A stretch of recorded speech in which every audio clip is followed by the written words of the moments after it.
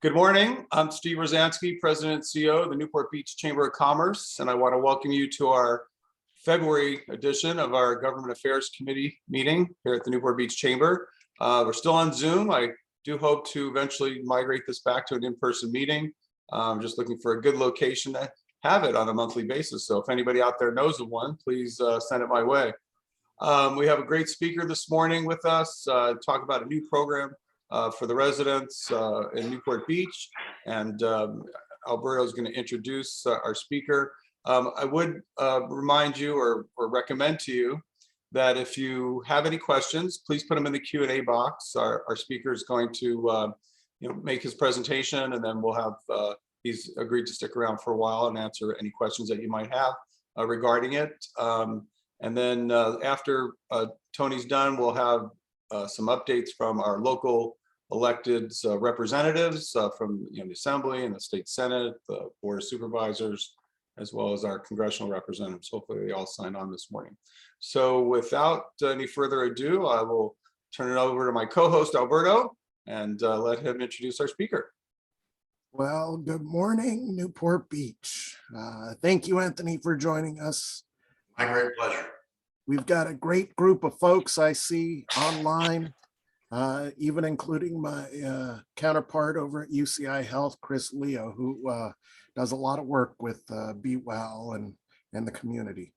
So let me get to your introduction. Anthony Delgado is a licensed clinical social worker with over 40 years experience in the field of behavioral health and addiction. Retired from the Orange County Healthcare Agency as division manager with oversight of all adult and older adult programs, including homeless mentality, mentally ill outreach, centralized assessment team, and psychiatric emergency response team. Last charge while at HCA was implementation of 1421 Laura's Law program.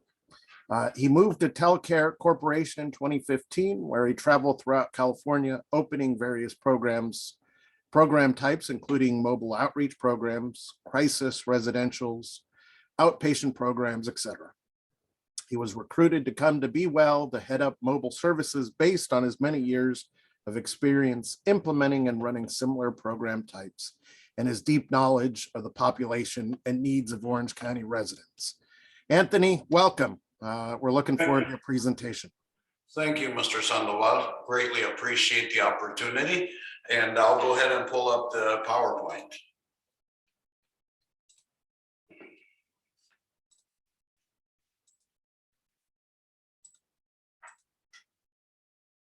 So good morning to everyone in the audience, and thank you for taking the time to share this opportunity with me. I'll go ahead and move through this. Be Well has been brought to Orange County, or Be Well itself has implemented this new strategy based on the dire need for a different approach to crisis response. We are a crisis response team that is attached to city police departments. In most cities, we are dispatched the same as officers. When a call comes in for emergency, dispatch screens the call, says, what is your emergency? If it's fire, the fire goes out. If it's a crime, police goes out. If it's a social service need crisis, the Be Well mobile response.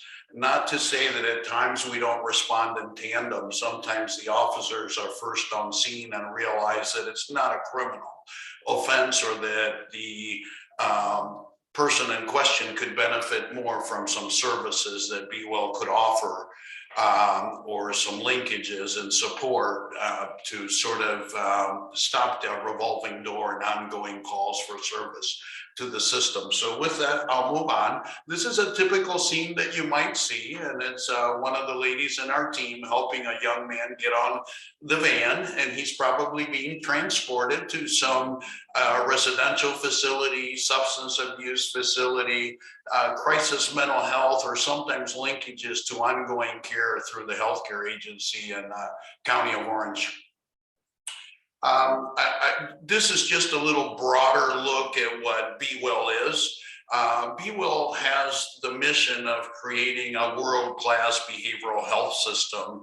And it all started with the first slide. As you see, our system, although we have lots of services out there, they're all fragmented.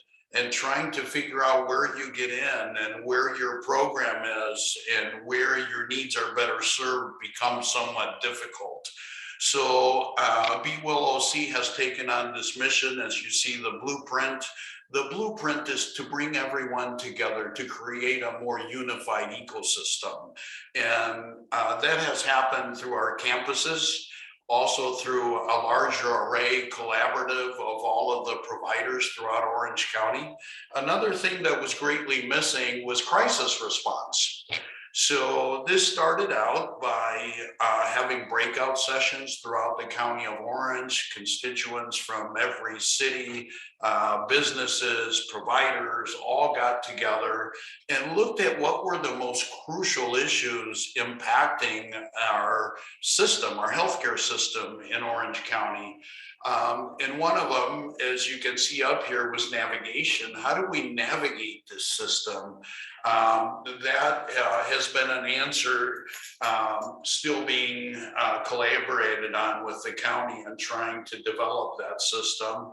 Another was mobile response, which is what I want to talk to you about. Another was capacity. So the regional campuses, one now in Orange and another one breaking ground in Irvine, are creating capacity for those folks needing care in Orange County. It was often a struggle. The reason why police officers sometimes didn't want to go to ERs or go to CSUs, there was very little capacity. So BWIL has been able to enhance this. This is one of our crisis responders. Our philosophy is based on the CAHOOTS model. Our structure is based on the CAHOOTS model, although we've done some modifications to meet the requirements and the needs of Orange County, which is a much more urban area than Eugene, Oregon, where CAHOOTS has many, many years of being on the road and providing services and great, great success. So we borrowed the model and adapted it to our own environment. It is a different type of response, as you can see. Our purpose is trifold, if I may say that. One is to alleviate fire and EMS and police from those calls that really are not within their wheelhouse. We often collaborate together. Sometimes they call us to a scene because they realize they've been dispatched to something that's better served by us. And we often call them when we get dispatched to a scene and it turns out to be a little out of our realm of expertise, and EMS comes in for medical transportation. Sometimes fire is on scene because they're first responders. But the idea is to alleviate police and fire, and by that allowing them to focus more on the type of calls that they are designed for, that are more appropriate for them.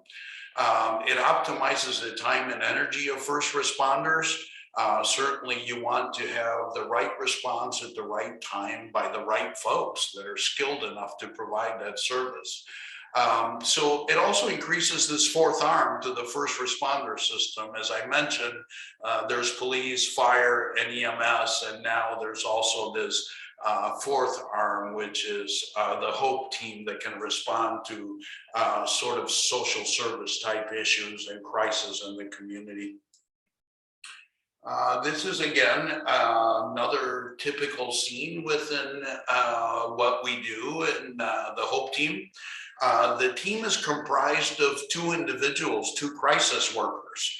Both crisis workers have some synergy in working together and bring different realms of expertise. One is an EMT, medical type background. That might be an EMT, an LPT, which is a licensed psychiatric technician, which is a nurse mostly focused in psychiatry. It may be an LVN, or it may be even an RN. The other partner in the team is a clinician. We hire licensed, eligible clinicians, licensed clinicians, and some folks that just have a lot of experience working in this area within the behavioral health field. So together they bring an amazing lens to look through, more holistic. Oftentimes, some of the issues are related to substance abuse, possible ODs, sometimes even intoxication, knowing the right place to take these folks if there is a risk for seizures, for DTs, for anything that might be medical. They're able to assess and determine, and then we call the ambulance for transport. There's times that they're within acceptable levels for our sobering station in the campus, and we transport there. So this is our mobile van in action. And we are accessible, as I said, through 911, often the non-emergency number. We are localized in each community we contract with. So these crisis workers get to know the community and the community get to know them. We're also working very hard to sort of match the demographics of each community. We are currently operational in Huntington Beach and Garden Grove, soon to be operational in Anaheim, Irvine, Newport, and looking at a number of other cities that certainly have a desire to explore implementation. But within each city, we're looking at their demographics, language capabilities, language needs, I should say, and we are trying to match that so we can respond more effectively. And as it says here, we're accessible to anyone in the community through 911. The PD, fire department often call us to the scene once they get to know who we are. The community, if we've responded to them before, they know who we are by word of mouth. Business owners, we often respond to businesses to facilitate discussions or outcomes for transients, for mentally ill folks who might be camping out in front of their facilities. We certainly try to resolve all those crisis lists in a way that is satisfactory to the business owner, to the community, and certainly provide better care for the person in question. This is just another collaboration sort of picture that you'll often see. Be Well collaborating within the police department in those cities. We are a team. We are sort of their soft arm. They are police, and policing is what they do. Anything outside of that, they certainly rely on us to provide a good outcome. Here it says local law enforcement agencies have identified tens of thousands of calls that are behavioral health and social service oriented. So you can imagine how much time police officers within your city spend on situations that's really outside of their realm of expertise. And not that they don't do an amazing job the best they can, but oftentimes it's lacking in their ability to connect, to link, to follow up, all those things that we are able to provide. And our goal is to benefit the police by relieving them of that time and energy currently dedicated to these calls. So we become a big savings to those cities and police man hours. In some departments we work with, they've been able to put off plans for hiring more officers, which they thought they would need to do, only because of all of the hours we've been able to save focusing on all of the calls, as I mentioned, that are more social service oriented. So there's also a connection with Be Well and EMS. The goal of the Be Well mobile team is to prevent unnecessary ER visits. As you know, in the past, the only place for the police departments to take someone who was intoxicated under the influence was an ER, which took up a bed for somebody else who might be desperately in need of medical care and oftentimes had to wait, or oftentimes the person who's intoxicated, mentally ill, waiting for medical clearance is put on the side and sometimes spend quite a lengthy time waiting for care in a setting that is not designed for that type of patient. So we transport to CSUs, crisis stabilization units. Certainly there's several throughout the county, including one in the campus in Orange, and there'll also be one in the campus in Irvine, but also to our sobering station. Love to tell you about our sobering station because it's the first in Orange County. It is another option for police rather than incarcerating folks for being under the influence of drugs or alcohol. If they so choose to and want to avail themselves of it, they can come to our sobering station and we certainly transport there, make sure they get there safely, make that linkage and connection. But they're in the sobering station. It's very short term. It's 8 to 10, 12 hours. But they get to take a shower, get a meal, and they are approached by a substance abuse counselor to talk about our detox, about our residentials. The idea is to move them through this continuum. Oftentimes somebody in that situation is dropped off somewhere and then let go without any long-term plan, long-term engagement, long-term services. And that's what we're trying to alleviate here. Not just providing a quick fix, but also engaging them in a continuum and services that will bring about a change in behavior and lifestyle and so on. BWO will be learning alongside other first responders. We work collaboratively together on how to triage and provide appropriate care for the correct situation. So as we mentioned, we work very closely with the fire department, with EMS. We want to create synergy within our system and the city to better provide the appropriate response. We don't work in a vacuum. We very much want to integrate within that police department and other services that are in the city already. Everyone is eligible to receive services. That's one of the beauties of this program. In many other instances, programs are limited by a target focus, if I may say. And for this particular program, there is no target focus. We respond to crisis in homes as well as crisis on the streets, crisis anywhere in the community.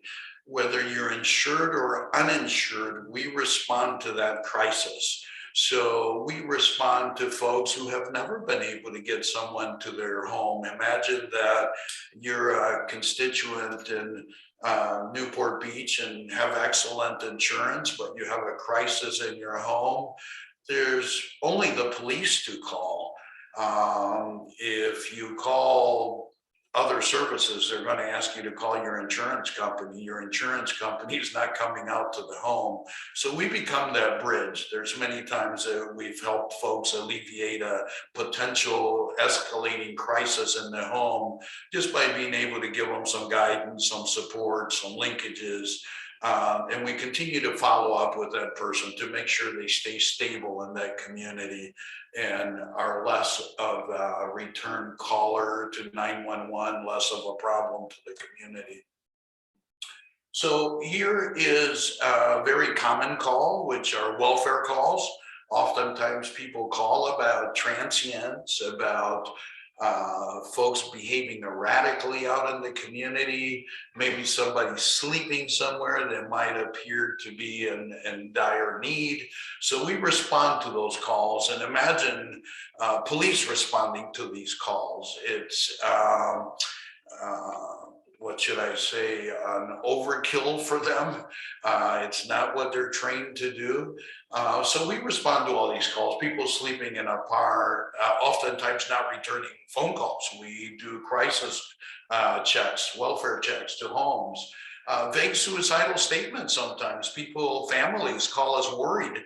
Not that somebody has said, directly that their intention is to commit suicide, but just some vague statements in a conversation, and nobody really responds to that. But we do, we engage the person, we talk about it. Oftentimes, these are the person that come to the campus voluntarily to our CSU, and they're struggling. If being left in that state, it will escalate to a potential suicide, and hopefully not one that is completed and that someone intervenes. And those high stress cases and high levels of suicidality, obviously the CAT team with the county is involved with us, and we respond, we network very closely. We don't write holds directly. We've been sort of building our other muscle. We are really good at de-escalating and then aligning with folks and getting them to accept services voluntarily. Other calls we get is just worries from a neighbor who's not seen their neighbor for some time. They might be somebody elderly, somebody mentally ill, or just somebody they're concerned about. So we respond to those. Screaming at no one on the corner. Often, I'm sure all of you have seen that situation and wonder, who do we call in these cases? Who responds to that? Is that a police matter? Unfortunately, 911 is what we've been trained to do, who we've been trained to call for any crisis or any emergency. So we're just providing another tool to them to utilize in those cases. These are some common interventions. De-escalation is typically our most commonly used, because we get called to situations once they are escalated or heightened in their severity, sometimes by well-intentioned folks who really don't know how to approach the conversation or how to bring about an outcome without pushing too hard. All of our staff is highly trained on de-escalation skills. Dr. Robert McCarran from UCI, who's their medical director, does a lot of our training.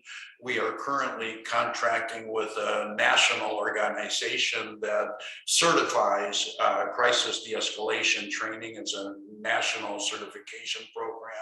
So you have first responders that are highly skilled in doing this.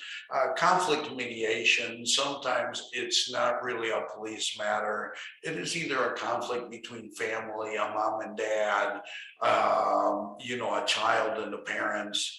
Oftentimes it can be a child that's refusing to go to school. Can you imagine police showing up to a scene like that, and how intimidating that might be? And also it starts to children start to see police as a negative rather than a positive influence in their lives. So we want to make sure we mitigate that too. Sometimes it's referrals to ongoing care, folks who have just not been able to access services and don't know where. We transport to services if we have to. We make sure people link. So we have a case manager that works alongside the team, and that case manager follows up. If the team should confront somebody off hours in the evening, or there's no way to contact an agency to make a connection, that case manager will follow up the next day, offer linkage, offer transport. We want to make sure that we come to some sort of outcome or resolution in most of our cases. We provide to support to people experiencing homelessness. Obviously, it's a very difficult issue. We want to ensure that people get connected to the right services, that they're in a path to housing. We have lots of connections in that area. We network as an entity with many of the other entities providing this direct service. Certainly, sometimes our first stop is our sobering station or our CSU. As you know, long-term homelessness brings about other problems and issues that need to be addressed prior to placing someone in a home so that they can be successful. So those issues are often addressed through services here on our campus or in the wider system out in the community and other provider agencies within the county. So this model is very community informed. As I said, we are deployed and based in each community that we are contracted by. The staff that we hire for that particular team stays within that community. So when we respond to a scene, and oftentimes it isn't just once, they have an established relationship with this family, with this person in need, with this transient person. So they know where they stopped and where they need to pick up and where they need to move, what the issues are. Certainly for the client, it is much more comforting to have a conversation with somebody they've met before and had a positive experience with. So, as I mentioned, we are oftentimes called by situations for the police, by the police within the city where with good intentions, they escalated the situation. And they'll call us and tell us, hey, I think we messed this up. We escalated. Can you guys come help? And we love the synergy and the collaboration between services in the city. So the model is centered on embedding staff who reflect the community's diversity into the response team. And we mentioned this, we'd like to know what is the demographic makeup of your community? What language capabilities should we be most able to provide in a moment's notice?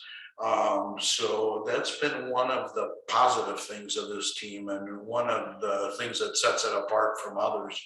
The model also utilizes the internal cultural and community resources of the person in crisis to resolve their crisis. In some cities, we have contracted consultants to help us enter into special, difficult to enter into communities.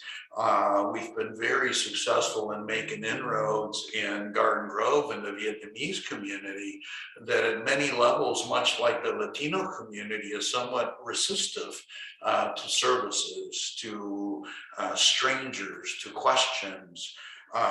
So we've had lots of success in areas that maybe some other approaches may not have had.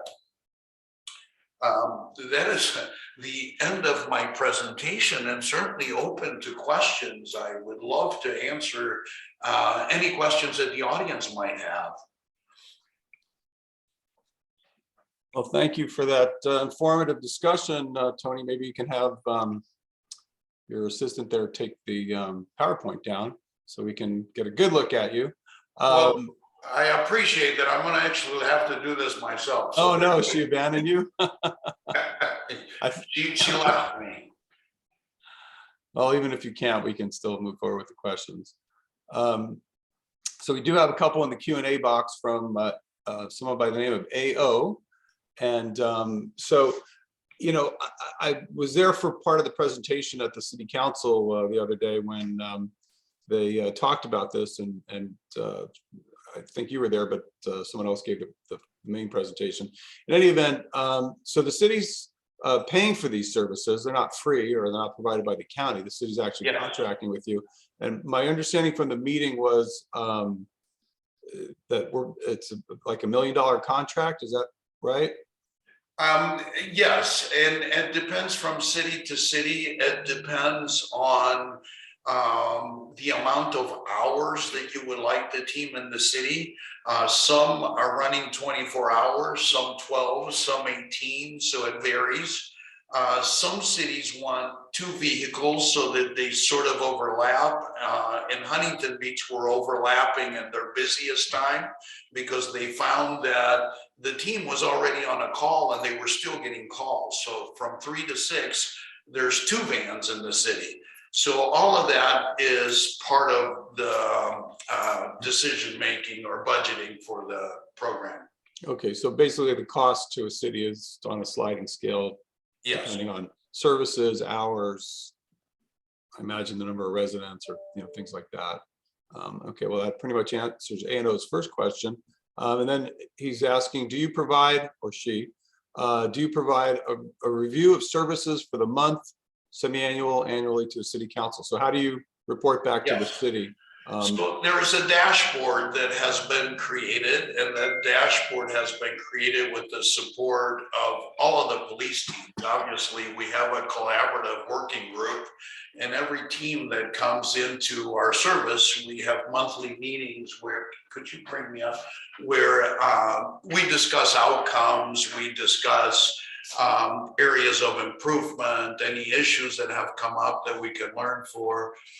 Thank God for Shannon in my life. We all need a Shannon. Yes. So in any event, we have this dashboard and we can work with the city on designing what is the most important information for you to see. Some cities really want to focus on how much time are you saving our officers. That's a saving in monies that we can use as an argument to support the program. Others are using money from homeless services, so they want a little more information about homeless and what do we do and what happens.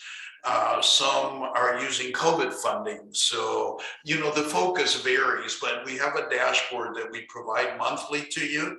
And certainly if there's requirements for any data outside of that, it's a conversation and can be provided to you. We certainly have access to all the data we collect. So yes. Is the dashboard accessible to the public or just the city people? Actually, if you go on the city's website, you can go on Huntington Beach and Garden Groves. You can see their dashboard. They put them up for their community. From the Be Well side, I believe on our Be Well website, we may have an area that it's all for the Hope teams. And we may have dashboards there. I haven't looked, but the dashboards may be there also for the public.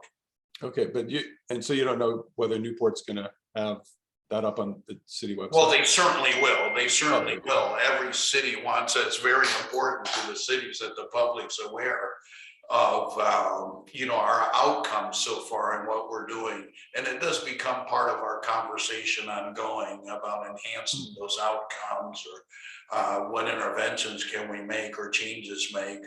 One area I forgot to mention is schools. We respond to schools so much now. We've had some excellent outcomes and relationships where they prefer to call us now, although we do work closely with the children's CAT team. Should anything heighten in severity or reach that level of need, we contact them and we work in tandem. Okay.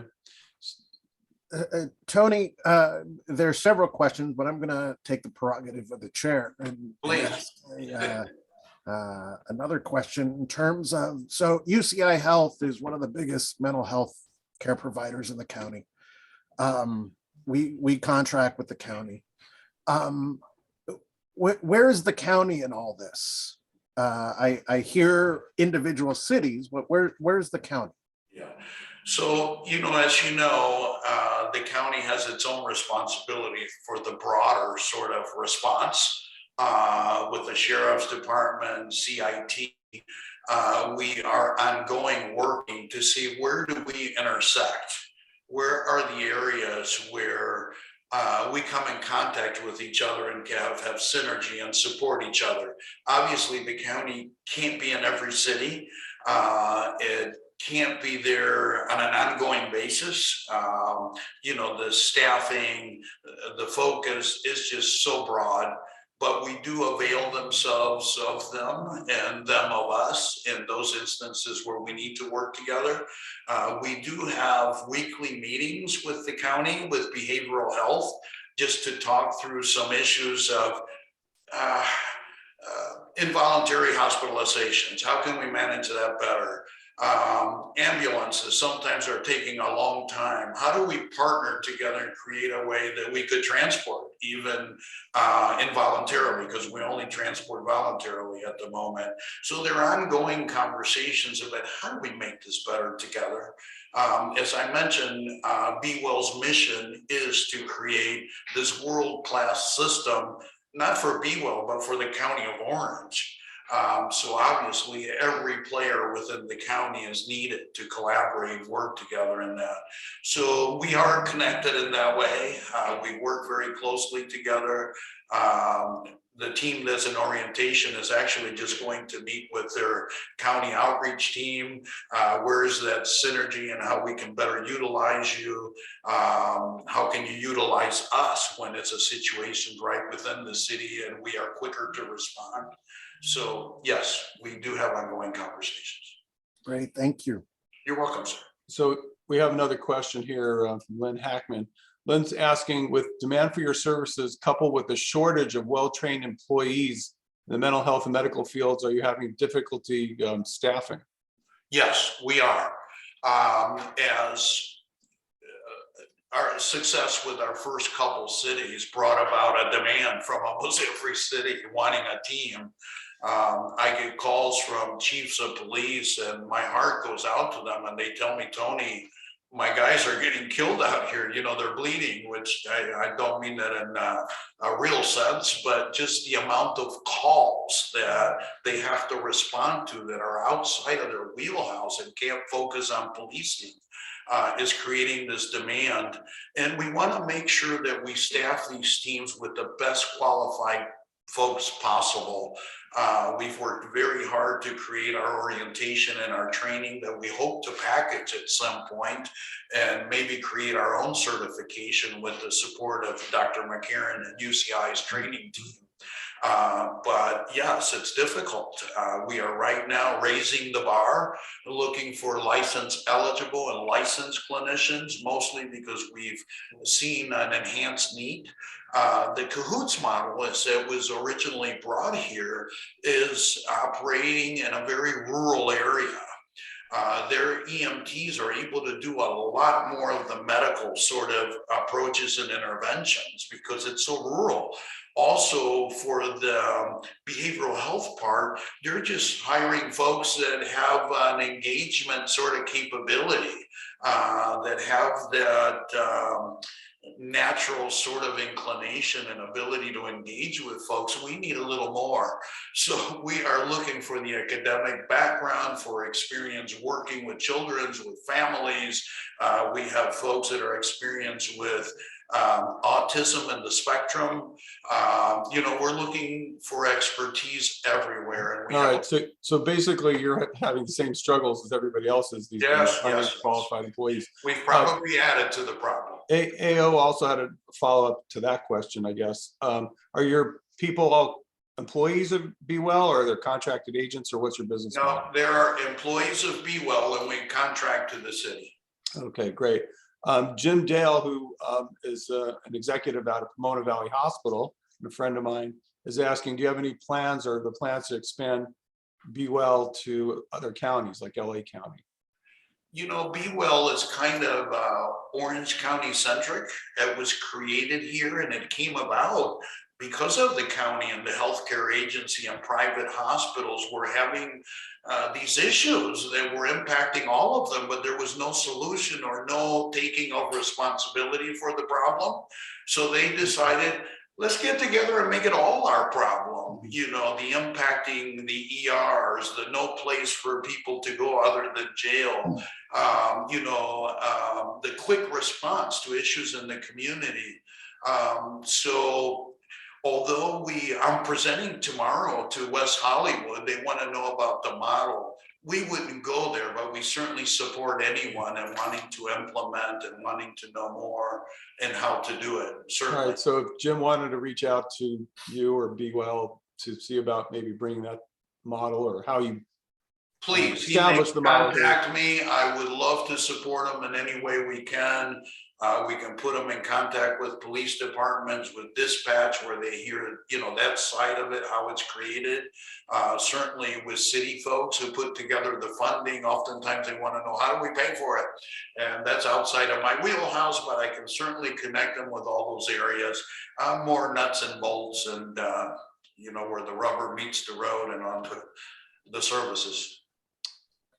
Jeff Pettis is asking in the chat, if a city like Costa Mesa wanted to participate, what's the process of starting that with Be Well? I mean, how do you go about bringing those services to Costa Mesa if they want? Yeah.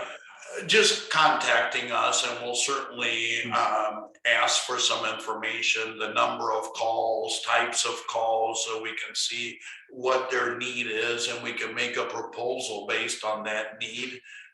We don't want to, some cities have less of a problem in some areas than others, and we just don't want to have a standard sort of size of program or cost. We want to work with you and see what is it that you need and how we can work together to bring that about.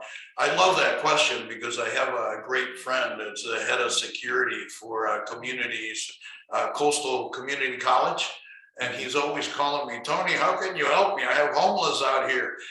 We were old friends. He worked for the sheriff's department, and we all retired together, but certainly needed. Mm-hmm. You have a question, Alberto? I got a million of them. I could keep going. No, so, thank you again for what you're doing, because this is a long needed program here in the county.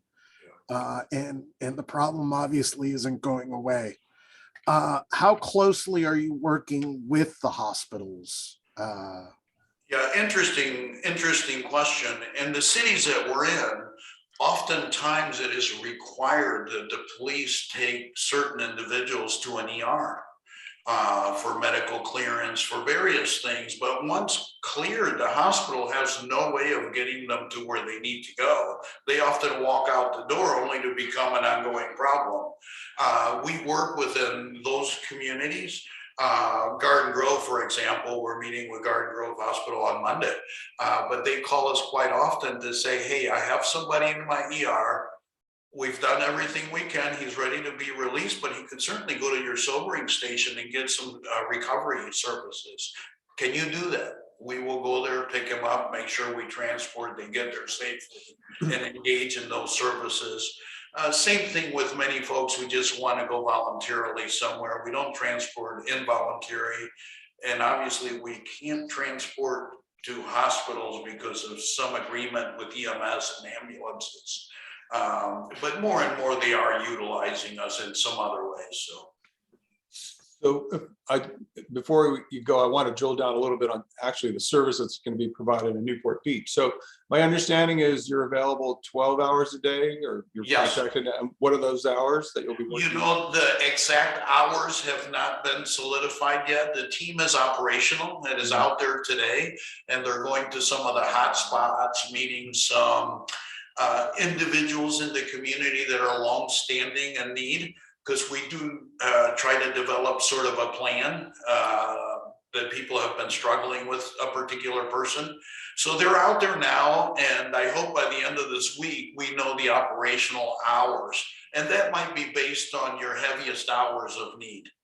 Okay, so, and you mentioned that sometimes people call 911, or they can call your number. What is your number? Just so they actually call 911. We're dispatched through 911, or they can call their non-emergency line of the police department. That is, excuse me? The non-emergency line of the police department. Yes, at the police department. Okay, so they're not reaching out to you directly to say, hey, my son is talking about suicide. Can you come here and talk to him? No, we're contracted by the city, and those folks who would call 911, as I mentioned, we're another arm supporting police in responding to these calls. We don't take calls directly. We just don't have a way to do that or to collect that data. Okay, so are you going to be, let's say you're not on a call, is your van going to just be patrolling the community? Like you said, talk about hotspots, because like I know, for instance, the Pier areas here, or certain areas in like, commercial areas in Corona Del Mar, or West Newport, where I live. I know we have some homeless. That's exactly it. Beach. Yeah. We don't sit and wait for a call anywhere. We stay active within the community. We want everybody to know who we are and services we offer. So oftentimes they're walking just in strip malls, asking about homeless issues, drug abuse issues. They want to know these hot spots, know that they're available to respond. Oftentimes we have flyers that we take out so business owners know where to call and contact and what are the services we offer. We often engage, like in Huntington Beach, with their team that they have located in that business area, and we pair together. They show us where some of the hot spots, and we frequent those and trying to get people in the service. So, and after, let's say you have an interaction with a person, maybe you even transport them to your CSU or your sobriety area. I forgot the name of it, but what is there? And let's say, okay, now it's a week later. Is there any follow with these people? I mean, or is it once they walk out your door, then the next interaction will be if someone calls you to see them? And no, that's the beauty of the program. We do follow up. We want to make sure that if we gave somebody a place to connect to, that they did follow and connected. We want to know, how were those services for you? I had a young man, 12 years old, on a call we responded to, and he was open to services somewhere, but he actually needed a male. He needed a male role model desperately. When I went, there was 3 officers there already. Yes, he was out of control, but it was an issue. He lost his father a year ago, and mom started dating again. He was just rebelling.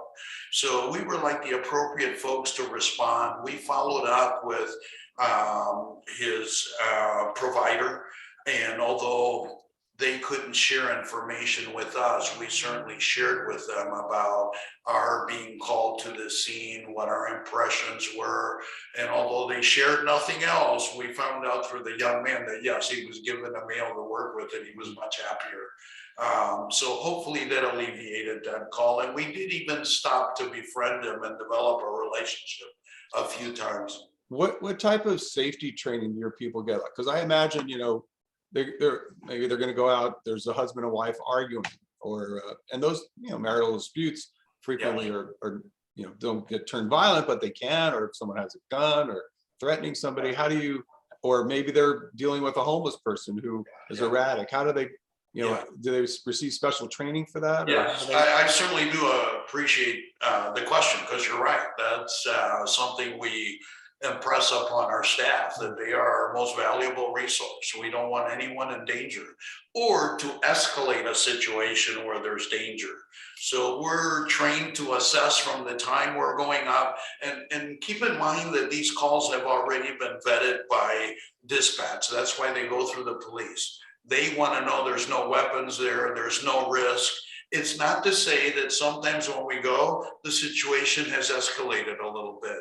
So those are times when we assess and we step back. We want to escalate it no further than it already is. We carry the radio, we call dispatch and say, hey, this is beyond what we can do, and an officer responds. There's times that it's the other way. It's escalated, the officer responds, it calms down, they call us and say, hey, you can handle this now. So we work in tandem, and part of our training is half done here in a clinical sense, and then it's done on site by the police and fire, more following their protocols and safety and all of that. So yes. So to me, and I'm gonna say a bad word now, because but there's the whole defund the police movement, and to me it seems like defund the police is probably the wrong way to term it. This is a way to move some of the work off of the police platter onto your platter, and maybe at the same time, I think you mentioned saving money for police services that may be used now towards providing a service like this. So we're fortunate here in Newport Beach, we can pay for lots of police and have Be Well, and neither is going to suffer. But I know other communities, obviously they have, they have a budget, and they have to stick within the budget. And sometimes, when someone talks about, well, we're going to take some money from the police and do something else, this is the something else is what we're talking about. Yeah. And so it's not so much that your services on the police side sounds like are going to be less. It just sounds like you're providing the service that you don't need a police officer in many situations when one of your staff would be able to. You're quite right. The whole issue of defund the police came about because of police being put in situations that they had no way to respond to any way other than force, and it might not have been the right approach. Mm-hmm. They have a tough job to do. They're the only place we can call for anything, and oftentimes times, they're confronted in some pretty tough situations. So we are not about defunding police. We're about working alongside police, about supporting police, about supporting the community and the right response at the right time. When we talk about, to serve and protect, is yes, they're the protective arm, and we are sort of the serve arm in many ways. So yes, thank you for that. Yeah. All right. Well, I know you need to get to the rest of your day and your orientation. So you've been very informative. I've learned a lot about the new program, and certainly I, as a Newport Beach resident, look forward to you being successful. I know a lot of people have struggled with, I can even recall being on not in Newport, but at 17th Street in Costa Mesa. And I'm standing at the stoplight, and I see, obviously a homeless person passed out drunk in the bushes, with his pants halfway down. And I'm thinking, well, I could just keep driving, or I could call somebody, for this person. And so I did. I called, the 911. But, this seems like a way to not have to have maybe a full-on police response, but maybe a response that might actually get this person some help. So. And that is the key for us. We understand the sacrifice that some communities are making to bring us on board, and we want to make sure we provide the outcomes necessary to sort of excuse or support the expenditure. We really, really take it to heart.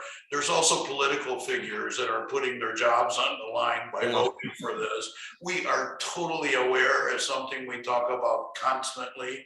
We will walk away from no situation until they say, God, you guys are great. We're so glad you're here. Well, certainly it's $1 million that the city's spending, so we do expect some results, I would think. So we'll be watching that dashboard as soon as the city puts it up there, and hopefully we can bring you back in a year from now. You can tell me what a great job I would love to. Be Well has been doing here in the city. Thank you so much for your time. Really appreciate it. Tony. And anyone that would like information, please, they're more than welcome to call me. Very good. Thank you. Thank you very much. All right, Alberto. So I think we have a couple of our legislative reps on the line. So I have Matt Kern here, so I'm going to promote him to a panelist. Matt's going to be up first. Matt works with Senator Dave Min's office, I believe. So here comes Matt. He's going to give us a little update. Yeah, hello everyone. Just kind of really quick. Tomorrow's the last day for new bills to come into the state Senate. So we're busy getting our bills out and also starting to evaluate the bills that are coming out of other offices. A couple just to highlight for Newport. So we have a SB 953, which is actually dealing with offshore oil and gas leases. So the senator is committed to try to get those out, because we understand the massive economic costs that we have in our coastal communities whenever there is a oil spill. It's going to be a big build. It's going to be a big lift, but we are committed to get it done. So we've introduced that bill right now. Just yesterday, it was referred to the Committee on Natural Resources and Water. So it's kind of moving through the process. And also we introduced SB 1080, which actually has to do with college and careers fairs. This was an idea that came up from the Coast Community College District, and basically it would require school districts to be sure to include them when they have career and college fairs. They already have to do that for some like trade schools and that sort of thing. And so it just makes sense to also include the community colleges, because as you guys know, especially with like part of OCC in Newport Beach, they're like amazing facilities, and it's a great place for a lot of kids to like start their careers. So yeah, I can't imagine why a school wouldn't want to have the community colleges there. It seems like a great way to get a couple of years under your belt, considering the cost of higher education these days. I mean, that's a great way to take your basic classes and still graduate from a four-year college. 100% agreed on that. And like for me, not growing up around here, I'm always shocked that like the community colleges here are like on par with a lot of just like regular, even like state schools in other states. So we just want to make sure that they're highlighted to kids. Yeah. So yeah, and then so that's like the two big bills we're working on specifically for Newport Beach. We have a full bill package that we introduced this year. So excited to see those kind of move through the system. Okay. And then if you want to see any questions or if you need help from our office, feel free to reach out to me. Great, thank you. Matt, or Dave, sorry. Oh, Matt, yeah. Oh, Matt, right, yeah. I was looking at Dave Min. I'm like, what? All right, great. So next up, we have Sergio. I'm going to promote you to a panelist here, Sergio. Sergio's with 5th District Supervisor Lisa Bartlett's office. And Can you hear me okay?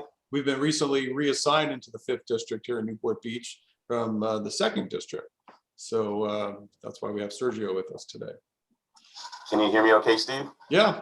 Okay, fantastic. Well, thank you for having me, and a great program on Be Well OC. A couple of years ago, we were blessed to be able to take a tour of the facility in Orange, and if you haven't done so, I would urge you to check it out. And looking forward to the new campus in Irvine coming on. My understanding is that's going to be even bigger and better. So we're looking forward to that. Hope everyone had a happy holiday weekend with Lincoln's birthday and the Rams winning the Super Bowl and Valentine's Day. It was a very fun weekend, at least it was for me. We're officially a member of the Newport Beach Chamber and happy to be part of your organization. Looking forward to attending your ribbon cuttings and other events. We also joined your sister chamber, Corona Del Mar. In fact, met with them last week at the Bahia Corinthian Yacht Club, I think it's called. Yeah. Yeah, it was the same day that we had the fire in Emerald Bay. So got rerouted heading down there, but it was nice to meet those folks, and I'm looking forward to getting to know you guys better too. If you ever want to have Supervisor Bartlett as a speaker, let me know. I'll hook you up with her scheduler and we can work on that. I think we actually do have her coming in May for Wake Up Newport. Oh, fantastic. Great. So that'll be in May. Also, you guys have Newport Harbor. We've always had a little sleepy harbor in South County called Dana Point Harbor, but we love it. And on March 5th and 6th, they're going to be having their 51st annual Festival of Whales parade, which this year will be dedicated in honor of Don Hansen, who was the original first tenant of Dana Point Harbor with Dana Wharf Sport Fishing and Whale Watching. Fantastic gentleman, and so we're going to be recognizing him in the harbor. And also, the supervisors all have an opportunity to adjourn the Board of Supervisors meeting in memory of a notable constituent who had recently passed away. And since we're still getting to know you guys, if there's anyone in your community that you feel is, should be recognized and the Board of Supervisors should recognize them and adjourning our meeting, please send me that information. And we would want to honor their memory for sure. The county has also launched a grant program, Orange County Micro Business Grant Program, for a $2,500 grant. The application period closes on March 15th. So all the information I give you is also on our newsletter. I'm going to leave my contact information in the chat box. You can reach out to me directly if you have any questions, or if you want me to sign you up to receive the newsletter, or you could go straight to our website directly and do it on your own.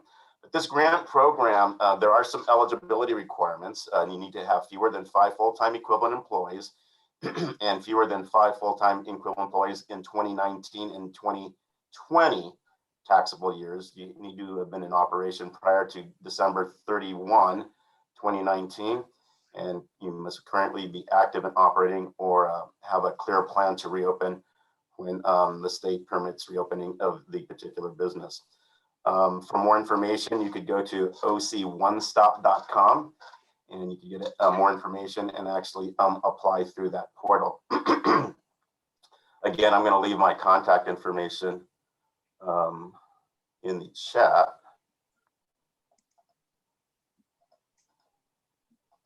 And you can reach out anytime. Very good. Well, thank you for the update, and we appreciate you coming on. Hopefully we'll be getting back to meeting in person for this meeting. It's our last one that we haven't gone back to an in-person meeting. It seems like works well with Zoom, and we get actually a pretty good turnout for it. So, but I think people would actually like to meet you face to face, and not just the people down in Corona Del Mar. So thank you again.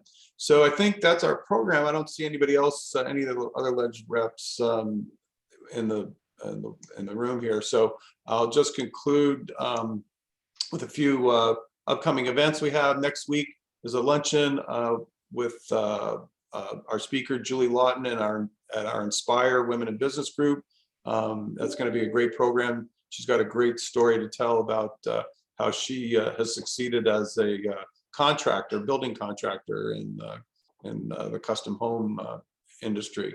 On February 23rd, we have our another Zoom meeting, an update of our economic forecast that Chris Schwartz gave back in October. So that's February 23rd at 11:30 a.m.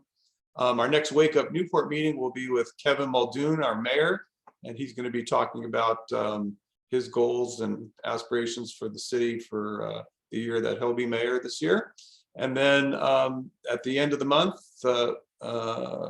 actually this is in March. In March, we'll be at the Lot Theater for our Sunset Mixer. I believe we'll be at Muldoon's this month. I don't know why it's not up on our thing here, but and then we'll conclude March with our police appreciation breakfast. That event will sell out, so if you're interested in attending, please go to our website at newportbeach.com, where you can find all of these meetings and events listed, and you can sign up or register to come.